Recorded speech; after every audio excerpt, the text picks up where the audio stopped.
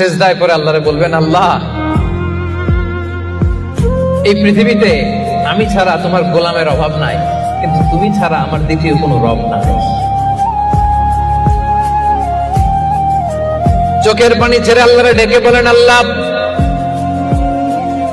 এই জমিনে আমি ছাড়া তোমার গোলামের কোনো অভাব নাই, কিন্তু তুমি ছাড়া দ্বিতীয় কোনো রব আমার নাই, তুমি ছাড়া দ্বিতীয় কোনো জায়গায় চাওয়ার সুযোগ আমার নাই।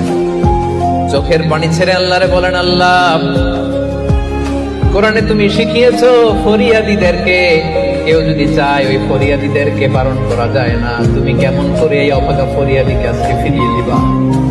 চোখের পানি ছেড়ে আল্লাহর কাছে চা, সব তিনি দিয়ে দিতে পারেন। চিল্লায় বলেন ঠিক কিনা?